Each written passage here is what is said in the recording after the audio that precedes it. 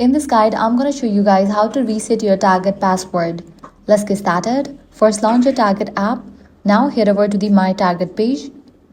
If you're logged in, you can use this method to update your password.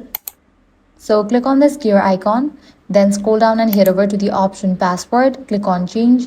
Here type in your current password and the new password. Then click on save. You'll also get the option of forget password over here. You can click on that. Then you'll need to verify your phone number or email address and you'll be prompted to enter the new password. Next up, if you are logged out and you have forgotten your password, click on sign in or create account. Then go ahead and type in the email address linked to your account. Then click on next. Now click on forget password. You'll be prompted to verify your phone number or the email address. You will be receiving code in that. You will need to type in that code, and once you do that, you'll be prompted to generate new password for your account. After you do that, you can use that and log into your account. So this way you can easily reset your Target password. If this guide helped you out, do not forget to like, share and subscribe.